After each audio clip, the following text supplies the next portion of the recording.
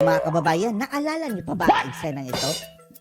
Nung panahon na pinagtanggol ni VP Inday Sara ang kanyang tauhan na si Zulaika. Dahil ayaw ng mga taga-kongreso mga kababayan at yung mga kinuha nilang pulis na nandyan na basta-basta lang dalhin ni VP Inday Sara Duterte si Zulaika sa ospital. At kung inyong matatandaan sa eksenang iyan, ang mga pulis pa nga ang maaangas, di ba? Wala silang galang kay VP Inday Sara at akma pa nilang ipitin ng pinto o pagsarahan ng pinto si VP Inday habang nakatayo siya sa likod ng ambulance. At anong nangyari? Ang mga kulokoy na pulis mga kababayan ang nagsampa ng kaso kay VP Inday Sara Duterte dahil anila tinakot daw sila ni VP Sara at sinaktan pa. Ni animal. Ayun, nagsampa ng kaso mga kababayan laban kay VP Sara Duterte. Ang mga lespo na patola mga kababayan. At kung hindi lang mga ano bang, may alam ba? Eto mga law enforcers mga kababayan, may alam ba ito sa law nga ba? Law enforcer, tagapagpatupad ng batas, pero hindi alam ang batas. Na unang-una pa lang mga kababayan, sasampahan mo ng kaso ang vice presidente. Mayroon niyang immunity.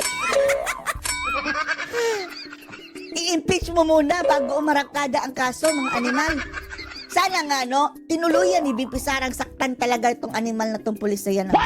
Yung akbang ipitin siya, mga kababayan. Katulad ng sheriff, sana nga. Para sulit, ang inyong kabobohan. At kahit pa'y nasuntok yan, mga kababayan, hindi pa rin niya kaya kasuhan si VP Sara Duterte dahil impeachable officer, mga kababayan, mayroong immunity. Kaya naman, as expected, mga kababayan, nabasura ng korte ang isinampa nilang kaso ni VP Sara Duterte. Buti nga. Panoorin niyo po, ha. Ibinasura ng Quezon City Prosecutor's Office sa mga reklamong sinampa ng pulis laban kay Vice President Sara. So, paano na yan, mga pulis na nagsampa ng kaso kay VP Sara? Nagsayang lang kayo ng papel at tinta at oras mga kababayan ng korte. Yan talaga, sila pa ang may ganang magsampa ng kaso, no, mga punyet. Sorry. Duterte at sa kanyang security staff. Matatandang nagkainitan sina VP Sara at mga pulis ng Quezon City dahil sa paglipat ng ospital. Oo nga mga kababayan, dahil unang-una, ano ang agenda ng mga pulis dyan, di ba? Ang mga taong ito, mga kababayan, ay hindi naman mga kriminal. Wala nang kaso sila, sina Zulaika Lopez, mga kababayan. Kaya wala pong agenda ang mga pulis dyan, mga kababayan, dahil under sila sa custody ng security ng Kongreso, hindi sa mga pulis. Tapos sila pa ang may ganang magsampa ng kaso. Sa Chief of Staff ng Vice na si Zulaika Lopez noong Nobyembre, dahil dyan naharap sa reklamong direct assault, disobedience to authority. Direct assault daw si VP Sara Duterte, mga kababayan. Sana nga tinuluyan, no? Para sulit ang kaso. Mababasura pa rin. Ay, hindi naman mababasura, mga kababayan, kung mayroon talaga nakitang basihan. Example lang, tinuluyan ni Sarang bugbugin, mga kababayan. Sana nga. Siguro, i-on hold, mga kababayan, dahil hindi siya pwedeng kasuhan, Later na ipagpapatuloy kung bababa na siya sa pwesto o tapos na ang kanyang termino. Yan siguro ang proseso, hindi natin alam. At grave coercion si VP Sara. Ano daw mga kaso? Disobedience to authority. Wow. At grave coercion si VP Sara. Security head Grave si Colonel coercion. Raymond Lachica at iba pa. Pero ayon sa Quezon City Yan ang eksena, mga kababayan, muntik ng ipitin ng pulis, no? Ng pintuan si VP Sara. Yung pulis sana ang kakasuhan.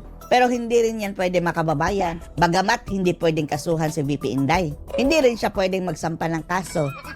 Tabla lang sila. prosecutor. Pero at least hindi nagsampa ng kaso si VP Inday, ha? Pwede magsampa ng kaso yung mga kasamahan niya, pero si VP Inday mismo, hindi pwede. Walang sapat na batayan para isulong ang mga reklamo. Wala raw ebidensya na nanakit o nanakot sina VP Sara noon. Si Sara nga ang Na VP Sara noon. Para sa unang bugso ng ating balitaan.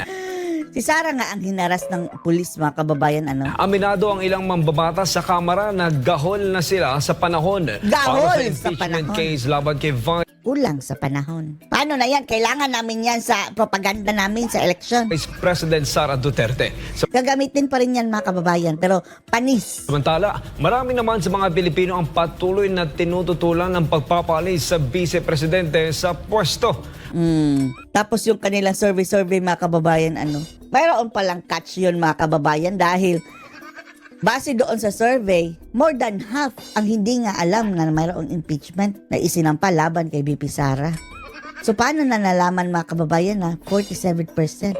How can you know na basta may variable doon, mga kababayan, sa survey nila? Asam din nila na hindi na makaupo sa pwesto ang mga kurap na politiko. Si Margot Gonzales, sa Margot report. Gonzales, report!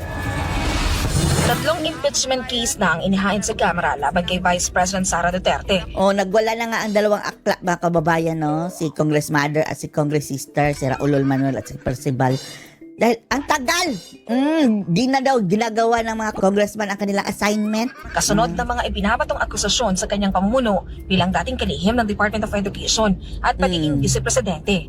Pero marami sa mga Pilipino hindi pabor na ma-impeach ang pangalawang pangulo. Basura Correct. na lang nila kasi mas nakakatulong si Bibi Sara eh. Mm. Lalo sa mga namatayan, nakakatulong siya. Kagaya ko, natulungan niya ako. Tapos tinanggalan ng budget, mga kababayan, dahil kinain ni congressman. During Duterte, iba talaga yung sa ngayon compare nung kay Duterte. Lalong-lalo na pagdating sa krimen, mga kababayan, ngayon talaga, everyone will agree na bumabalik na ang mga karumal-dumal na krimen at yung mga krimen sa kalye. Tulad ngayon, mga drug lords sa mga... Ang drug lords nga na inaakusahan noon, di ba? Na pardon ngayon ng Presidente Ngagva na ang issue. Tungkol din sa illegal na droga, pinardon ang sinasabing drug lord dati, ni dating Pangulong Duterte. Pilipinas, nagsisilabasan na naman lahat-lahat. Nung Pati ang sa Bakwin, mga kababayan, na ang kaso ay may kaugnayan sa illegal na droga. Nakalaya. Pati si Kerwin Espinosa na umami na mismo na ako ay drug lord. Nakalaya na rin. Tapos, tumakbo bang mayor? Balik mayor na naman. Pati si Mabilog. Duterte time is talagang natigil sila. Tsaka mas maganda ang takbo ng Duterte family talaga. Ayun. Talaga. Hindi naman ang mga Duterte ang makikinabang, mga kababayan, ang mga Pilipino.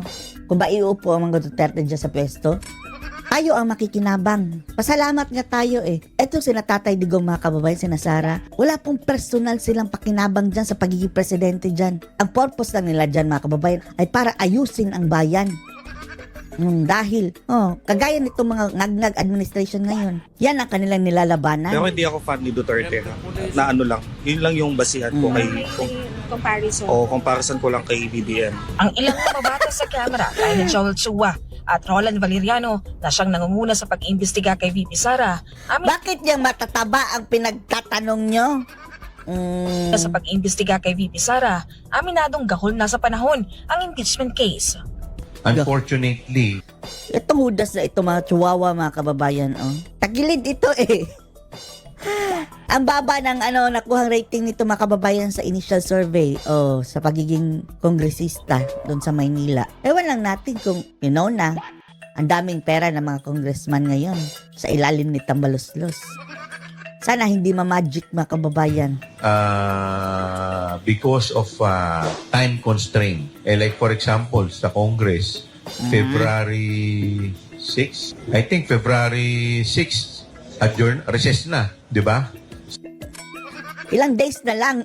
So, yun lang ang naging challenge. Kasi, alam mo, yun ang naging problema natin ngayon dito, yung panahon. Mga ulul, sana inagahan nyo. Sa tingin natin, mga kababayan, after election na nila yan ipagpapatuloy Dahil kung ipipilit nila ngayon, posibleng mabasura, mga kababayan. At hindi na nila pwedeng sampahan ng impeachment sa VP Sara sa loob ng 1 taon.